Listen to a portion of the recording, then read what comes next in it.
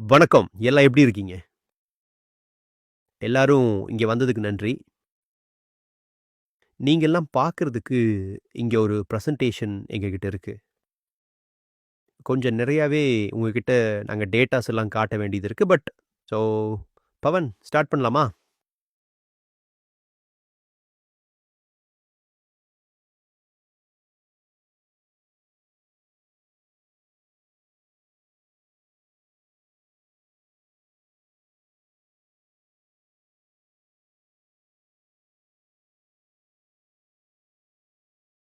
இந்திய ஜனநாயகத்துல ஒருத்தருக்கு ஒரு வோட் அப்படின்றத அடிப்படையா வச்சு தான் இந்திய ஜனநாயகமே இயங்குது. இந்தியால நடக்கிற எலக்ஷன்ஸ வச்சு பார்க்கும் பொழுது, இந்த ஒருத்தருக்கு ஒரு வோட் அப்படிங்கிறது, இந்த ஐடியாவே எவ்வளோ பாதுகாப்பா இருக்கு அப்படின்ற ஒரு கேள்வி வருது. சரியான மக்கள் ஓட்டு போட அனுமதிக்கப்படுறாங்களா? இல்ல போலியான மக்கள் வோட்டர் லிஸ்ட்ல ஆட் பண்ணப்படுறாங்களா? வோட்டர் லிஸ்ட்டே உண்மையா? பொய்யா? இந்த மாதிரியான சந்தேகங்கள்லாம் வருது. கொஞ்ச நாட்களாகவே சாமானிய மக்கள்ட்ட ஒரு சில பாயிண்ட்ஸ வச்சு அவங்களுக்கு ஒரு சில சந்தேகங்கள் இருக்கு. ஆன்டி இன்கம்பன்சி அப்படிங்கிறது அந்த நாட்டுல இருக்கக்கூடிய எல்லா கட்சிக்கும் ஒரு பாதிப்பை ஏற்படுத்தும். ஆனா ஏதோ காரணத்துக்காக பிஜேபிக்கு மட்டும் இந்த ஆன்டி இன்கம்பன்சி அப்படிங்கிறதே ஒரு பாதிப்பா இருக்கிறதே இல்ல. 2வது விஷயம், எக்ஸிட் போல்ஸ், ஒப்பீனியன் போல்ஸ் எல்லாம் ஒண்ணு சொல்லும். நீங்க பார்த்திருப்பீங்க. நீங்க ஹரியானா எலக்ஷன்ல, மத்திய பிரதேஷ் எலக்ஷன்லலாம் பார்த்திருந்தீங்கன்னா, எக்ஸிட் போல், ஒப்பீனியன் போல் எல்லாம் ஒண்ணு சொல்லியிருக்கும். ஆனா வந்த ரிசல்ட் பார்த்தீங்கன்னா, அதுக்கு அப்படியே நேர் எதிரா பெரிய ஸ்வைப்போட வின் பண்ணியிருப்பாங்க. அதுல ஒரு பெரிய ஸ்விங் உங்களுக்கு தெரிஞ்சிரும். ஸோ போல்ஸ் ஒண்ணு சொல்லும். ஒப்பீனியன் போல்ஸ் ஒண்ணு சொல்லும். எக்ஸிட் போல்ஸ் ஒண்ணு சொல்லும். ஆனா, ரிசல்ட்ஸ பார்த்தா, அதுக்கு அப்படியே நேர்மாறா இருக்கும். ஏன் பிஜேபிக்கு இந்த ஆன்டி இன்கம்பன்சி அப்படிங்கிறது ஒரு தாக்கத்தை ஏற்படுத்தல? அப்படின்றதுக்கு எப்பவுமே பல்வேறு காரணங்கள் சொல்லப்படுறது உண்டு. அதுல முக்கியமா பார்த்தா, புல்வாமா, ஆப்பரேஷன் சிந்தூர் இப்ப நடந்தது. இதுலலாம் நம்ம பேசிக்கா பார்த்தோம்னா, ஒரு விஷயம் புரியும். எலக்ஷன்ஸ கோரியோகிராஃப் பண்ணியிருக்காங்க. முன்னாடி எல்லாம் எலக்ட்ரானிக் மெஷின் கிடையாது. எல்லாம் மேனுவலா தான் வோட் போடுவாங்க. எல்லா மக்களும் ஒரே நாள்ல ஓட்டு போட்டுருவாங்க. ஆனா இப்போ உத்தரப்பிரதேசத்துல வேற வேற கட்டமா வாக்குப்பதிவு நடக்குது. பீகார்ல சில மாதங்களா வாக்குப்பதிவு தொடர்ந்து நடந்துகிட்டே இருக்கு. அது நமக்கு ஒரு சந்தேகத்த குடுக்குது. ஏன் இவ்ளோ நாள் ஆகுது? ஏன் இது ஒரு கொரியோகிராஃபி மாதிரியே இருக்கு? திடீர்னு பார்த்தா ஹரியானா, கர்நாடகா தேர்தலோட தேதிகள் மாறுது. இதுதான் பொதுமக்களுக்கு இருக்கக்கூடிய சந்தேகம். நமக்கு இருக்கக்கூடிய சந்தேகமும் கூட. அப்புறம் தான் அந்த சந்தேகம் ரொம்ப கன்ஃபார்ம் ஆச்சு. மகாராஷ்டிரால ஆரம்பத்துல நம்ம ஸ்டேட் லெவல்ல காரணம் சொல்ல முடியல. இந்த சந்தேகத்துக்கான காரணம் என்ன? லாஜிக் என்ன? அப்படின்றத புரிஞ்சுக்க முடியல. நெறைய ஆர்குமெண்ட்ஸ் வந்துச்சு. ஆனா, அது எல்லாத்தையும் ஒண்ணா சேர்த்து ஆக்சுவலா புரிஞ்சுக்க முடியாம இருந்தது. ஆனா, மகாராஷ்டிராவிலயும், ஹரியானாவிலும் நம்ம கண்ணு முன்னாடியே நடந்தது. மகாராஷ்டிரால 5 மாசத்துல சேர்ந்த புதிய வாக்காளர்கள் எண்ணிக்கை 5 வருஷத்துல சேர்ந்தவங்கள விட அதிகம்னு நாம வெளிப்படையா தேர்தல் கமிஷனுக்கு சொன்னோம். மகாராஷ்டிரால இருக்கக்கூடிய மொத்த மக்கள் தொகையை விட கூட அதிக வாக்காளர்கள் சேர்க்கப்பட்டிருந்தாங்க. அதுவும் பெரிய ஆச்சரியம் தானே. 5 மணிக்கு மேல திடீர்னு வாக்கு சதவிகிதம் ரொம்ப பெருசா உயர்ந்துச்சு. நீங்களும் அதையெல்லாம் பார்த்தீங்க. மகாராஷ்டிரா விதான்சபா தேர்தல்ல நம்ம கூட்டணி முழுக்க வைப் அவுட் ஆச்சு. ஆனா, அதுக்கு சில மாசங்களுக்கு முன்னாடி லோக்சபா தேர்தல்ல நம்ம கூட்டணி ஸ்வீப் பண்ணுச்சு. இதெல்லாம் நம்புற மாரியா இருக்கு? மகாராஷ்டிரால லோக்சபா, விதான்சபா இடையே 1,00,00,000 புதிய வாக்காளர்கள் வந்தாங்க. அதுக்கப்புறம் நாங்க நேரடியா தேர்தல் கமிஷனுக்கு போனோம். நான் பார்லிமென்ட்ல பேசினேன். இந்தியா கூட்டணி லீடர்ஸ் பிரஸ் மீட் நடத்துனாங்க. எந்த ரெஸ்பான்ஸும் வரல. அப்புறம் நான் ஒரு ஆர்டிக்கிள் எழுதினேன். அது நெறைய பத்திரிகையிலயும் வந்தது. அதுதான் நாம சொல்ற வாதத்தோட முக்கியமான பாயிண்ட். நாம ஒரு விஷயத்த ரொம்ப உறுதியா சொன்னோம். அது என்னன்னா, மகாராஷ்டிரா தேர்தல் திருடப்பட்டிருக்கு.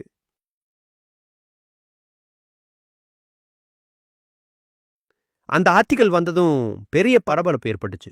ப்ராப்ளமோட கிரக்ஸ் என்னன்னா, வாக்காளர் பட்டியல் அப்படிங்கிறது இந்த நாட்டோட சொத்து.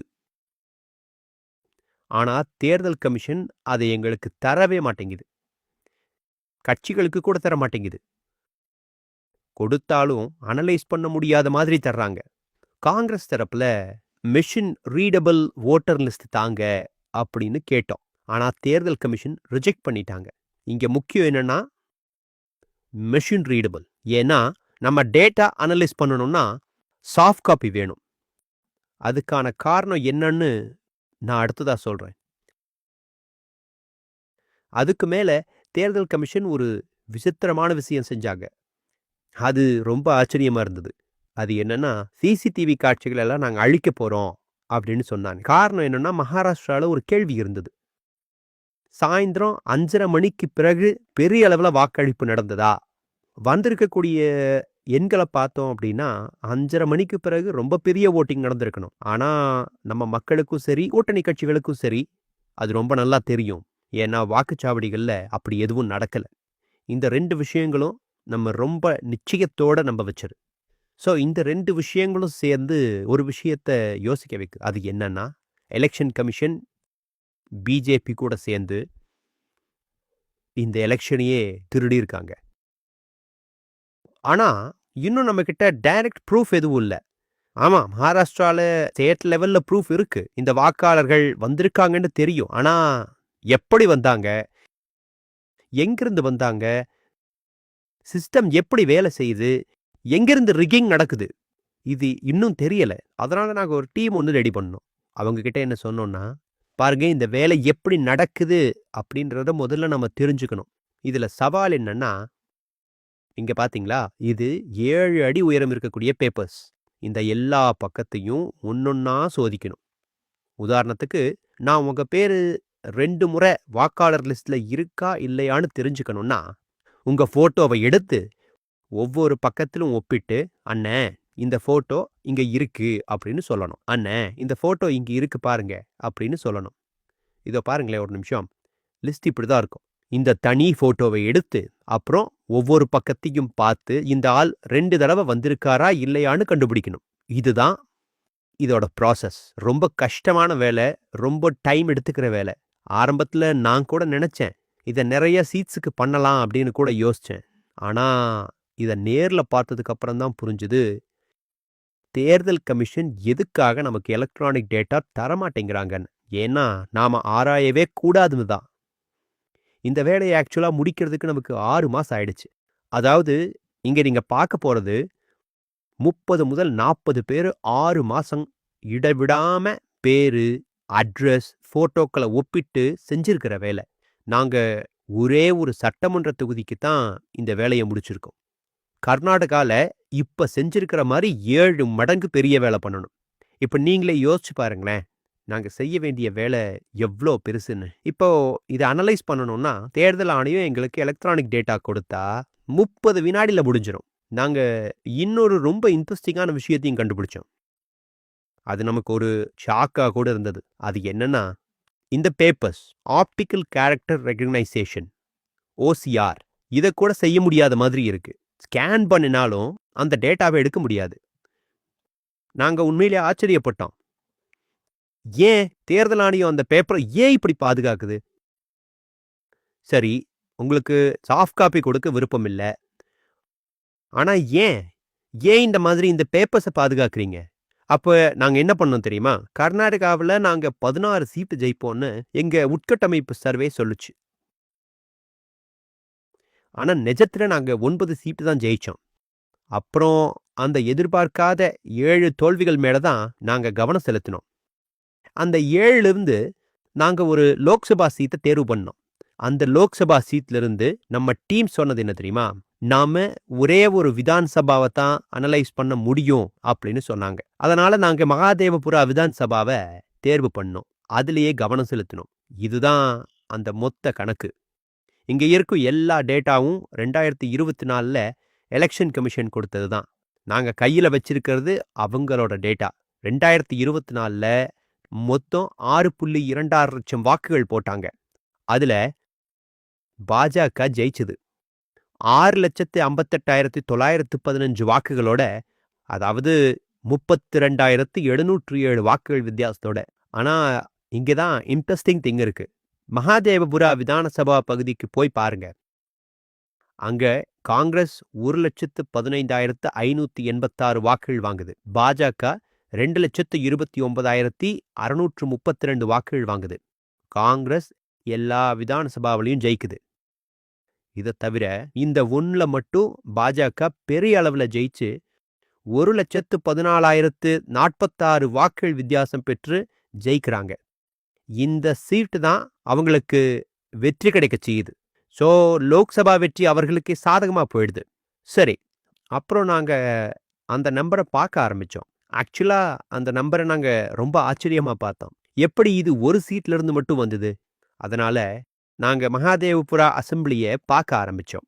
விவரங்களை ஆய்வு செய்ய ஆரம்பித்தோம். அப்புறம் நாங்கள் பார்த்தது என்னன்னு இப்போ நான் சொல்கிறேன் பாருங்களேன். நாங்கள் பார்த்தது மொத்தம் 1,250 வாக்குகள் திருடப்பட்டிருக்கு.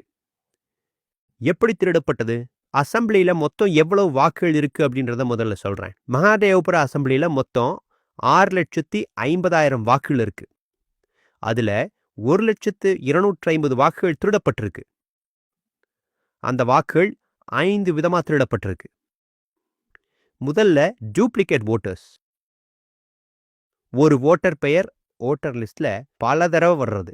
பொய்யான இல்லைன்னா செல்லாத அட்ரஸ் கொடுக்கறது. அந்த அட்ரஸ்ல போய் பார்த்தா யாருமே இருக்க மாட்டாங்க.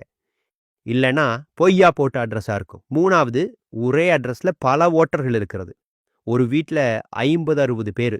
அது ஒரு ஒற்றை படுக்கையறை வீடு. ஆனா நாம போய் பார்க்கும்போது அப்படி 50 பேரும் இல்லை. அந்த வீட்டில் ஒரே ஒரு குடும்பம் தான் இருக்கு. மற்றவங்களுக்கு எந்த ரெக்கார்டும் இல்லை. அடுத்தது செல்லாத போட்டோஸ்.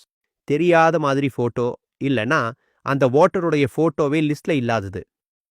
5வது, ரொம்பவே சுவாரஸ்யமானது, ஃபார்ம் 6 தவறா பயன்படுத்துறது. ஃபார்ம் 6னா புதிய வாக்காளர்கள் ஓட்டராக ஆகிறதுக்கு பயன்படுத்தக்கூடிய ஒரு படிவம். சாதாரணமாக அது 18 வயசு முடிஞ்சவங்களுக்கு, கடந்த எலெக்ஷன்ல ஓட்டு போடாதவங்களுக்கு தான்.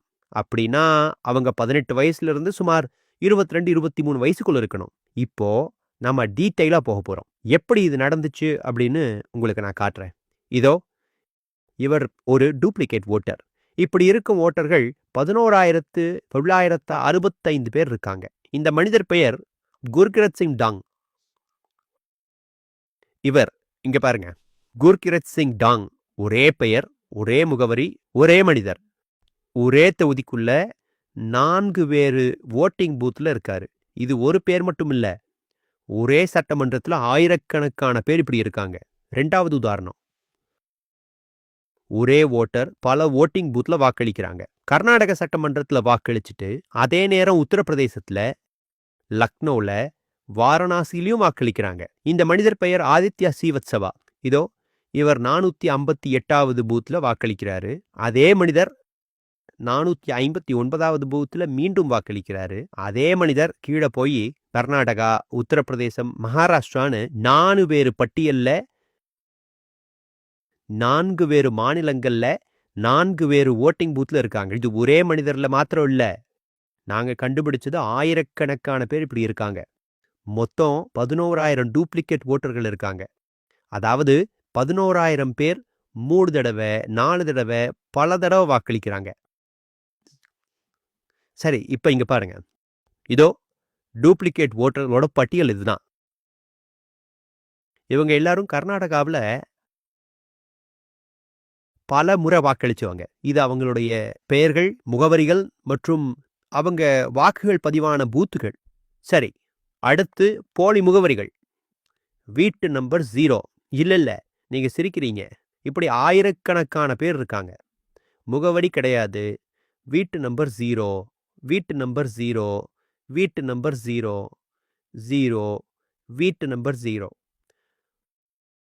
அப்பாவோட பேரு ILSDHFHUG. இன்னும் ஒரு சிலரோட அப்பா பேரை காட்டுங்க. ரொம்பவே இன்ட்ரெஸ்டிங்கான பேர்கள். DFOIGOIDF ஒரு அப்பாவோட பேர். நீங்க சிரிக்கிறீங்க பையா, ஆனா முழு அமைப்பு செதறி போச்சு. திருட்டு நடந்திருக்கு. இதுதான் ஆரம்பம். நாம இப்பதான் ஆரம்பிச்சிருக்கோம். இப்போ இதுல 3 வகை இருக்கு. ஒண்ணு, நாம போய் பார்த்தா முகவரி இல்ல. இல்ல அப்படின்னா வீட்டு நம்பர் 0, தெரு நம்பர் 0. இல்லன்னா அந்த முகவரிய சரிபார்க்க முடியாது. இப்படி 40,000 ஓட்டர்கள் இருக்காங்க. சரி, அடுத்தது. இது வீட்டு எண் 35. இந்த வீட்ல 80 ஓட்டர்கள் இருக்கிறாங்க. நாங்க போய் பார்க்க போனோம். அடிச்சு அனுப்பிட்டாங்க. இந்த 80 பேரும் இந்த வீட்ல தான் இருக்காங்க. ஒரு ரூம் இருக்கிற வீட்ல அப்படின்னு தான் சொல்றாங்க. இங்க இன்னொன்னு. Booth number 366. 46 ஓட்டர்கள். எல்லாம் வேறு வேறு குடும்பங்கள்ல இருந்தவங்க. ஒரே ஒரு படுக்கையறை வீட்ல இருக்காங்கன்னு ரெஜிஸ்டர் பண்ணிருக்கு. நாங்க போனா அவங்க அங்க இல்ல. இதே மாதிரி ஒரே ஒரு படுக்கையறை 46 ஓட்டர்கள் இருக்கிறாங்கன்னு சொல்றாங்க. அதே மாதிரி இங்க 80 ஓட்டர்கள் இருக்கிறாங்கன்னு சொல்றாங்க. ஆனா எங்கேயும் சான்றே கிடைக்கல. நாங்க போனாலே மிரட்டுவாங்க, வீடியோ எடுப்பாங்க, மீண்டும் மிரட்டுவாங்க. சரி, அடுத்தது. இங்க ஒரு பீராலை இருக்கு. வணிக ஸ்தாபனம். அங்க 68 ஓட்டர்கள் ரெஜிஸ்டர் பண்ணியிருக்காங்க. யாரும் அங்க வசிக்கல. இல்லையா? நாங்க போய் கேட்கும்போது, இவங்க யாரு? எங்க இருக்காங்க? எங்களுக்கு ஒண்ணும் தெரியாது. இவங்கள பத்தி நாங்க கேள்விப்பட்டதே இல்லன்னு சொல்றாங்க. இவையெல்லாம் போலி. சுத்தமா போலி. செல்லாத அட்ரஸ். நீங்க பார்க்கலாம்.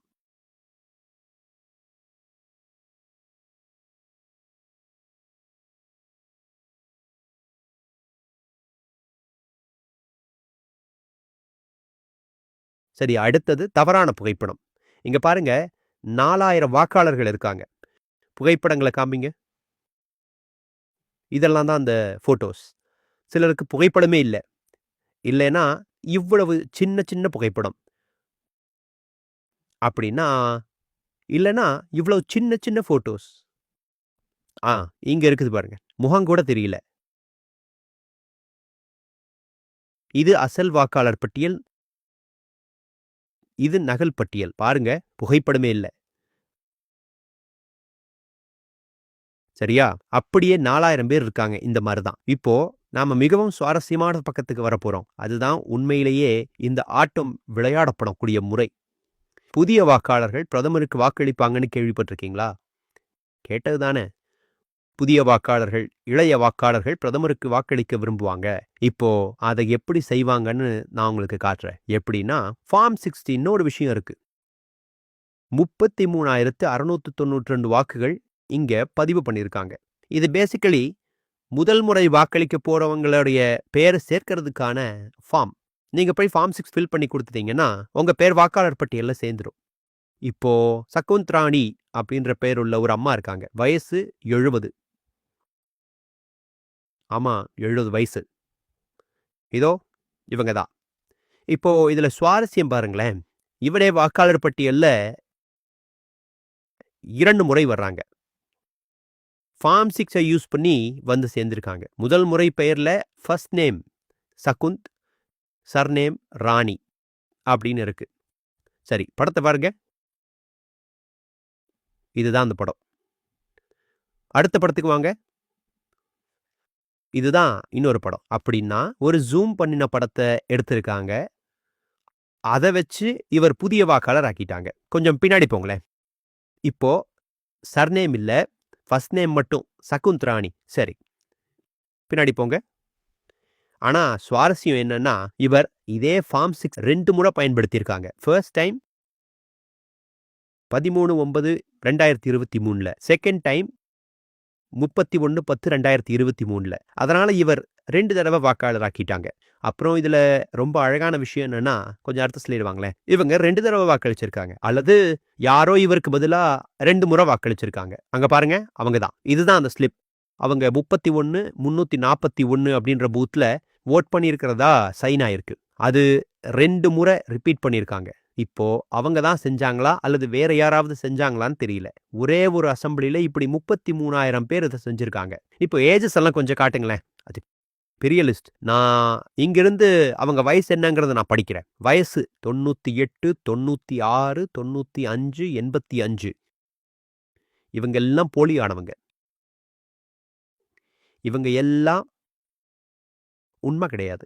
இவங்களெல்லாம் நரேந்திர மோடி அவர்களுக்கு ஓட்டு போடக்கூடிய புதிய ஓட்டர்கள் மாதிரி காட்டுறாங்க. வயசு பாருங்க, 95, 85, 75, 65, 55, 45. இந்த முழு லிஸ்ட்ல 18 இருந்து 25 வயசுக்குள்ள ஒருவரும் இல்ல.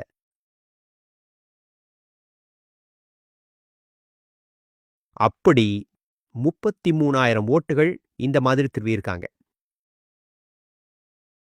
அவங்க 2 மாசத்துல 2 முறை பதிவு பண்ணியிருக்காங்க. அப்போ அவங்க தான் போய் ஓட்டு போடுறாங்களா, இல்ல வேற யாராவது அவங்க பேர்ல ஓட்டு போடுறாங்களா? இப்படி பெங்களூர் சென்ட்ரல் லோக்சபா தேர்தலை திருடிட்டாங்க. இப்போ நம்பர்ஸுக்கு கொஞ்சம் திரும்பி போங்களேன்.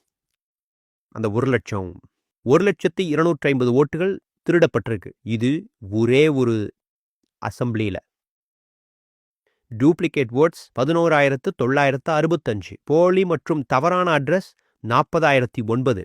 ஒரே அட்ரஸ்ல நிறைய ஓட்டர்ஸ் 10,452. தவறான படங்கள் 4,132. ஃபார்ம் 6 தவறான யூஸ் 33,692. இப்போ தேர்தல் ஆணையம் எங்களுக்கு ஏன் டேட்டா தரல அப்படின்றதுக்கான காரணம், இந்த பிரச்சனை நாடு முழுக்க நடக்குது. சரியா? இப்போ உங்களுக்கு ஒரு உதாரணம் சொல்றேன். ஹரியானா தேர்தலில் காங்கிரஸுக்கு வெற்றி தோல்விக்கான ஓட்டு வித்தியாசம் முழு மாநிலத்தில் ஒரே அசெம்பிளி தேர்தலில் 22,779 தான். ஆனால் கர்நாடகாவில் ஒரே அசெம்பிளி இடத்துல அதுக்கு 4 மடங்கு ஓட்டுகள் திருடப்பட்டிருக்கு. இது நம்ப முடியாத அளவுக்கு பெரிய ஸ்கேல். மொத்தமா 6 லட்சம் ஓட்டர்ஸ்.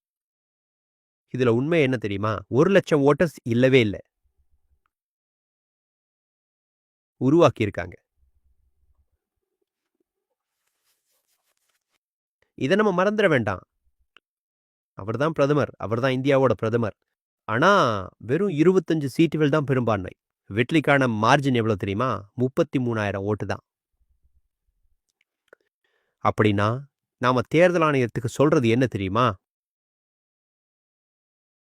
நீங்க ஜனநாயகத்தை படுகொலை செய்யறதுக்கு இல்ல, நீங்க ஜனநாயகத்தை காப்பாத்துறதுக்காக இருக்கீங்க.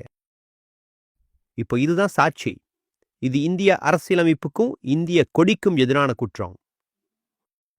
ஒரு சட்டசபை தொகுதியில் நடக்கும் குற்றம் மட்டும் இல்ல, இது நாடு முழுவதும் மாநிலமா தொடர்ச்சியா நடக்குது. அதை நாங்க நிச்சயமா நம்புறோம். நமக்கு இருக்கிற சிசிடிவி காட்சிகளும் வாக்காளர்கள் பட்டியலும் தான் இப்ப இந்த குற்றத்திற்கான சாட்சியங்கள். ஆனா தேர்தல் ஆணையம் அதை அழிக்க முயற்சி பண்ணுது. நான் நாட்டுக்கு ஒண்ணு சொல்லணும். இந்த நாட்டுல ஒரு பெரிய குற்றம் நடக்குது. அது தேர்தல் ஆணையமும் ஆளுங்கட்சியும் சேர்ந்து செய்து. நாங்க தெளிவான சந்தேகமில்லாத சான்றுகளை கொடுத்திருக்கோம். அவங்க எங்களுக்கு டேட்டா கொடுக்கல அப்படின்றதுக்கான ஆதாரங்களும் இருக்கு. அவங்க எங்களை சுத்தி ஒதுக்குறாங்க. சிசிடிவி காட்சிகளை அழிக்க போறோம்னு அவங்களே வந்து சொல்றாங்க. எதுக்குன்னா, நாங்க சகுந்தராணி 2 முறை வந்து வாக்கு போட்டாங்க இல்லையா, அதை கண்டுபிடிக்க முடியாம போறதுக்கு தான் அந்த சிசிடிவி காட்சிகளை அழிக்க விரும்புறாங்க. இதுதான் இந்திய ஜனநாயகத்தோட உண்மை. நன்றி. ராகுல்ஜி, நீங்க இப்போ பல சான்றுகளும் விவரங்களும் நீங்க என்னென்ன கவனிச்சீங்க அப்படிங்கறத இங்க சொல்லிட்டு இருக்கீங்க. இப்ப நீங்க என்ன பண்ண போறீங்க? இந்த சான்றுகளை வச்சு இசிஐக்கு போக போறீங்களா, இல்ல கோர்ட்டுக்கு போறீங்களா? என்ன பண்ண போறீங்க? இது இசிஐயோட டேட்டா தான், எங்களோட டேட்டா இல்ல. இது இசிஐயோட டேட்டா. இசிஐ தான் சொல்லுது நாங்க சுதந்திரமாகவும் நேர்மையாகவும் தேர்தலை நடத்துறோம்னு. அவங்களுடைய டேட்டால ஒரு சட்டமன்ற தொகுதியில 1 லட்சம் போலி வாக்காளர்கள் இருக்காங்க. போலி முகவரிகள், வேறு விதமான விதிமுறை மீறல்கள். நாங்க தேர்தல் ஆணையத்திடம் சொல்லல, இந்தியாவுடைய இளைஞர்கள்ட்ட சொல்றோம், இந்திய மக்கள்கிட்ட சொல்றோம். இது உங்களோட எதிர்காலம், ஏழைகளோட எதிர்காலம். உங்க கண்ணு முன்னாடியே முழு சிஸ்டமும் திருடப்பட்டு இருக்கு. இது கருப்பு மற்றும் வெள்ளை மாதிரி தான். நான் சொன்னது போல இது அவங்களுடைய டேட்டா, அவங்களுடைய புகைப்படங்கள், அவங்களுடைய பெயர்கள், அவங்களுடைய நகல்கள், அவங்களுடைய போலி முகவரிகள். ராகுல்ஜி, நீங்க சொன்னீங்க நாடு முழுவதும் தேர்தல் மோசடி நடக்குதுன்னு. இதோ ஒரு சட்டமன்ற தொகுதியில ஒரு எடுத்துக்காட்டு தான் இது. இப்போ இத பார்த்தா ஒரு ஆட்டம் பாம் மாதிரி இருக்கு. இத நீங்க எப்படி சமாளிக்க போறீங்க? நான் சொல்றது இதுதான். இப்போ தேர்தல் ஆணையம் எங்களுக்கு எலக்ட்ரானிக் வாக்காளர் டேட்டா கொடுக்கல. இப்ப மட்டும் இல்ல, கடந்த 10-15 வருடங்களுக்கான டேட்டாவும் சிசிடிவி வீடியோக்களையும் கொடுக்கலன்னா அவங்க இப்ப குற்றத்தில் கலந்துகிட்டு இருக்காங்க. தேர்தல் ஆணையம் குற்றத்தில் கலந்து கொள்ளல அப்படின்னு நான் முழுமையா நம்புறேன். டேட்டா காட்டுறது மாதிரி அவங்க எங்களுக்கு எலக்ட்ரானிக் வாக்காளர் பட்டியலை கொடுக்கணும். அந்த பேப்பர்ஸ் எடுத்து காட்டுங்க. காட்டுங்க. இதுக்கான வேலை 6 மாசம் எடுத்து வச்சு. ஏன்னா அப்படியெல்லாம் டேட்டா கொடுக்குறாங்க. சரி, நம்ம மகாராஷ்டிரால இருந்து சொல்லிட்டு வர்றோம், கடந்த 10 வருடங்களுக்கான எலக்ட்ரானிக் வாக்காளர் பட்டியலை கொடுங்க, நாங்களும் சரி பார்க்கறோம்னு. நீதிமன்றம் இதுல தலையிடணும்னு நான் நினைக்கிறேன். என்ன நடக்குது அத நம்ம புரிஞ்சுக்கணும். ஏன்னா நாம நேசிக்கும் ஜனநாயகம் இப்ப இல்ல. அது உண்மையா இருந்திருந்தா நமக்கும் மத்த இடங்களுக்கும் என்ன வேறுபாடு? ஜனநாயகம் எங்க? அது போயிடுச்சு. அது உண்மையா இருந்தா தேர்தல்கள் நல்லா நடக்கும்னு தேர்தல் ஆணையம் உறுதியா இருக்கணும். நானும் நம்ம குழுவும் எந்த சந்தேகமும் இல்லாம இத காட்டியிருக்கோம். கர்நாடகால ஒரு தொகுதியில அவங்க தங்களுடைய வேலையை செய்யல. இது பல தொகுதிகள்லயும் நடக்குது. இப்ப தேர்தல் ஆணையம் அந்த தகவலை நமக்கும் இந்திய மக்களுக்கும் கொடுக்கணும். அவங்க கொடுக்கலனா ஒவ்வொரு போலிங் ஆபீசரும் அதுக்கான விளைவுகளை சந்திக்க வேண்டியிருக்கும். நீங்க யாரா வேணா இருங்க, எவ்வளோ பெரிய ஆளா வேணா இருங்க. ஒரு நாள் எதிர்க்கட்சி ஆட்சிக்கு வருவோம். அப்ப நீங்க பார்க்க போறீங்க நாங்க என்ன செய்வோம்னு. நீங்க நம்ம சுதந்திர போராட்ட வீரர்கள் கட்டின அடித்தளத்தையே தகர்க்க முயற்சி பண்றீங்க. யாரா இருந்தாலும் அவங்க கட்டின அடித்தளத்தை நீங்க தாக்க நாங்க விட மாட்டோம். மிஸ்டர் காந்தி, நீங்க வாக்காளர் பட்டியல் முறைகேடு பத்தி பேசிட்டு இருக்கீங்க. முதல்ல மகாராஷ்டிரால, இப்ப கர்நாடகால. நீங்க டேட்டாவும் வச்சிருக்கீங்க. இந்த முறைகேடுகள்ல மின்சார வாக்குச்சீட்டு பாகங்கள் எங்க இருக்கு அப்படின்றத கொஞ்சம் புரியுற மாதிரி சொல்ல முடியுமா? அவையுமா இந்த தேர்தல் மோசடியில சேர்க்கப்பட்டிருக்கு? பாருங்க, நான் யூகிக்க போறதில்ல. வாக்காளர்களை சேர்த்தல் அப்படின்னு ஒரு விஷயம் இருக்கு. நாம வோட்டர் சேர்த்தல் தான் காமிச்சிருக்கோம். இன்னும் வோட்டர் கழித்தல் இருக்கு. அதுவும் இதே டிகிரி மாதிரி தான் தெரியுது. ஆனா அதுக்கு தேவையான டேட்டா எங்களுக்கு இல்ல. அதனால நாம அதை பேசல. வோட்டர் சப்ரஷனும் இருக்கு. இப்ப நம்ம பேசுறதுக்கு நம்ம கிட்ட ப்ரூஃப் இருக்கு. இது அவங்களோட டேட்டா தான். சரி, இதுல இன்னும் வேற எங்க நடக்குதுன்னு நான் பேச விரும்பல. இந்த தேர்தலை இழந்துட்டோம். ஏன்னா வோட்டர் லிஸ்ட் மேனிப்புலேஷன் நடந்துட்டு இருக்கு. இன்னும் இந்த மாதிரி பலது இருக்கலாம்னு நாங்க சந்தேகப்படுறோம். ராகுல்ஜி, தேர்தல் ஆணையத்துடைய அணுகுமுறை இதுவரை இப்படிதான் இருந்திருக்கு. அதாவது அரசியல் கட்சிகள் தேர்தலை பற்றி குறைகள், திருட்டு மோசடி தொடர்பா கேள்விகளை எழுப்பினாங்கன்னு வைங்களேன். தேர்தல் ஆணையம் அதற்கு பதிலளிச்சது. இப்ப கேள்வி கேட்டா அதுக்கு பதிலளிப்பதற்கு பதிலா உங்களை தாக்குறாங்க. இல்ல, ஒரு விஷயம் கவனிங்க. என்ன நேரடியா தாக்க மாட்டாங்க. என்ன தாக்க அவங்க ரொம்ப பயப்படுவாங்க. என் மேல அது சம்பந்தமா எந்த வழக்குகளும் இல்ல. ஏன்னா இது உண்மைன்னு அவங்களுக்கு தெரியும். இது புல்லட் ப்ரூஃப் சான்று. அது அவங்களுக்கும் தெரியும். சார், தேர்தல் ஆணையத்திலிருந்து 2 பதில் வந்திருக்கு. நீங்க ஏன் இந்த கான்ஃபரன்ஸை நடத்துறீங்க? இன்னொன்னு கர்நாடகா சிஇஓ சொல்லியிருக்காரு, நீங்க இதெல்லாம் சத்தியமா சொல்றீங்களா? சத்தியப்பிரமாணம் கையெழுத்து போட்டு சொல்லுவீங்களா அப்படின்னு கேட்டிருக்காரு. 2வதா அவர் சொல்ல வர்றது, நான் ஒரு அரசியல்வாதி. நான் மக்களுக்கு சொல்றது தான் என் வார்த்தை. நான் இத பப்ளிக் எல்லாருக்கும் சொல்றேன். இத சத்தியமா கருதுங்க. இது அவங்களோட டேட்டா. நாங்களும் அந்த டேட்டாவை காட்டிக்கிட்டு இருக்கோம். இது நம்ம டேட்டா இல்ல. இது தேர்தல் ஆணையத்தோட டேட்டா தான். முக்கியமான விஷயம் என்னன்னா, அவங்க இந்த தகவலை மறுக்கல. ராகுல் காந்தி பேசுற ஓட்டர் விஷயம் தவறுன்னு அவங்க சொல்லல. சத்தியம் பண்ணி சொல்லுவீங்களான்னு தான் கேட்குறாங்க. அவங்க தவறுன்னு ஏன் சொல்லல? காரணம் உங்களுக்கும் தெரியும், எங்களுக்கும் தெரியும். இது அவங்க நாடு ஃபுல்லா செஞ்சிருக்காங்கன்றது. நன்றி ராகுல்ஜி. நீங்க இப்ப எழுப்பிய கேள்வி மிக முக்கியமான கேள்வி. இது ஜனநாயகத்துடன் தொடர்பு இருக்கக்கூடிய ஒரு கேள்வி. நீங்க சொன்னீங்க 25 இடங்கள்ல மோசடி நடந்துச்சுன்னு. இல்லனா இந்தியா கூட்டணி அரசு அமைஞ்சிருக்கும்னு. என் கேள்வி இதுதான். இப்போதைய மத்திய அரசு திருட்டு மூலம் அந்த அரசுன்னு சொல்ல முடியுமா? ஏன்னா நீங்க ஹரியானா, மகாராஷ்டிராவையும் குறிப்பிடுறீங்களே. பாருங்க, தேர்தல் ஆணையம் இந்த பக்கம் இருந்தா ராகுல் காந்தி என்ன சொல்றாரோ பார்க்கலான்னு சொல்லியிருக்கோம். ஆனா இப்போ அப்படி சொல்லல. ராகுல் காந்தி சத்தியம் செய்யுன்னு சொல்றாங்க. சரியா? நான் சொல்றது என்னன்னா,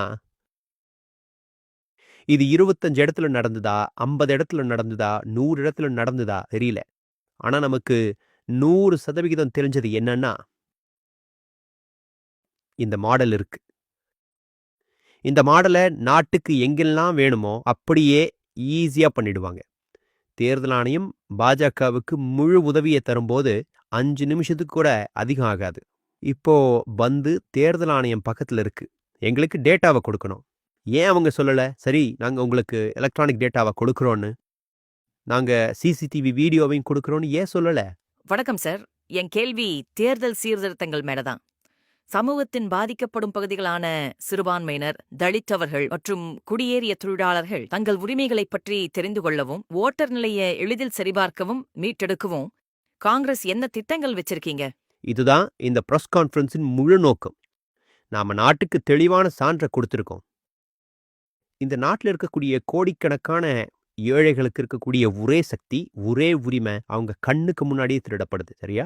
என்ன நடக்குது அப்படிங்கிறத நாம வெளியில கொண்டு வந்துட்டு இருக்கோம். இதுதான் நாம செய்யற வேலை. சில காலமா நாம இதை செஞ்சுக்கிட்டே இருக்கோம். ராகுல்ஜி, 2 விஷயங்கள் எப்பவும் பேசப்படுறது உண்டு. ஒன்னு, பாஜக தேர்தல் ஆணையம் எப்பவும் சொல்றது என்னன்னா, காங்கிரஸ் மற்றும் எதிர்க்கட்சிகள் தோல்வி அடைஞ்சா இப்படி சொல்றாங்க, ஜெயிச்சிட்டாங்கன்னா எதுவும் சொல்ல மாட்டாங்க. இதை நீங்க எப்படி பாக்குறீங்க? 2வதா, வாக்கு பேப்பர் முறைக்கே திரும்பணுமா, ஓட்டிங் மெஷின் இல்லாம? அதை பத்தி உங்க கருத்து என்ன? நீங்க ஒரு விஷயத்தை நல்லா புரிஞ்சுக்கணும். தேர்தல் ஆணையம் காம்ப்ரமைஸ் ஆக இருக்கும்போது, ஓட்டர் லிஸ்ட் காம்ப்ரமைஸ் ஆக இருக்கும்போது, இவிஎம்மும் வாக்கு பேப்பர் முறையும் வேறில்ல. தேர்தல் ஆணையம் காம்ப்ரமைஸ் இல்லாம இருந்தா வாக்கு பேப்பர் முறையிலேயே நடத்தலாம். ஆனா இங்க அம்பையர் வேற டீம்ல இருந்து வந்திருக்காங்க. அப்படின்னா ஓட்டர் லிஸ்ட் தயாரிச்சு வாக்கு பேப்பர் முறையில வாக்கு செய்யறதா, இவிஎம் முறையில வாக்கு சேகரிக்கிறதா, வேற என்ன வேறுபாடு இருக்கு இதுல? நான் உங்களுக்கு ஒரு சட்டசபை தொகுதியில 1,00,000 ஃபேக் ஓட்டர்கள் இருக்காங்கன்னு காட்டியிருக்கேன். உங்க 2வது கேள்வி என்ன? காங்கிரஸ் தேர்தல்ல ஜெயிச்சா எதுவும் சொல்ல மாட்டாங்க, ஆ, ஆ, தோல்வி ஆ. அடைந்தால். அது திட்டமிட்டு செய்யப்படுதுன்னு சொல்றாங்க. நாம ஒரு மாடல் காட்டினோம். அந்த மாடலை எங்கு வேண்டுனாலும் உபயோகிக்கலாம். இது சிம்பிள் விஷயம். அதுக்காக கதைகள் கட்டணும். இங்கே முக்கியம் பாஜக ஜெயிக்கிறதோ காங்கிரஸ் தோக்கிறதோ இல்ல. இந்தியாவுல தேர்தல் 100% ரிக்ட் அப்படின்றதுக்கான தெளிவான சான்று இருக்கு. 99% இல்ல, 100%. யார் ஜெயிக்கிறா, யார் தோல்வி அடைகிறா அப்படிங்கிறது வேற விஷயம். நாம சொல்றது என்னன்னா, இந்திய தேர்தல் சிஸ்டத்தின் நேர்மை போயிடுச்சு. மகாதேவ்புரால என்ன நடந்ததுன்னு பாருங்க. அது ஜனநாயகத்திற்கான அழிவு. அதை செய்யும் குழுக்களும் இருக்காங்க. சார், நம்ம தேர்தல் ஆணையத்துக்கிட்ட ஓட்டர் லிஸ்ட் பற்றிய சந்தேகங்களுக்கான பதில கேட்டோம். அவங்க என்ன சொல்றாங்கன்னா, காங்கிரஸ் மட்டும் இல்ல, எந்த கட்சி இது வரைக்கும் எந்த புகாரும் கொடுக்கல, சேர்க்கை அல்லது நீக்கத்தை எதிர்த்து எந்த விண்ணப்பமும் இல்ல அப்படின்னு தான் சொல்றாங்க. இது சுத்தமான பொய். மகாராஷ்டிரா தேர்தலுக்கு முன்னாடி நாங்க கடிதம் கொடுத்தோம். நம்ம கட்சி மகாராஷ்டிரா ஓட்டர் லிஸ்ட் பிரச்சனை பத்தி புகார் கொடுத்தது. இது முற்றிலும் பொய். ராகுல்ஜி, ஃபர்ஸ்ட் ஒரு லோக்சபா நிச்சயமா ஒரு சட்டசபையை ஆராய்ந்து முடிக்க உங்களுக்கு 6 மாசம் ஆயிருக்கு. அது மாதிரி 10 லோக்சபா அல்லது 10 சட்டசபைகளை ஆராய்ஞ்சிங்கன்னா அடுத்த தேர்தல் 2029 வந்துடும். ஆகவே இது ஒரே நேரத்துல செய்வது உங்களுக்கு சாத்தியமா? ஆனா இதுக்கு டிஜிட்டல் ஓட்டர் லிஸ்ட் இல்லாம முடியாதா? உங்களுக்கு டிஜிட்டல் ஓட்டர் லிஸ்ட் கிடைக்கிற வரைக்கும் இப்போ தேஜஸ்வி யாதவ் ஒரு யோசனை சொன்னாரு.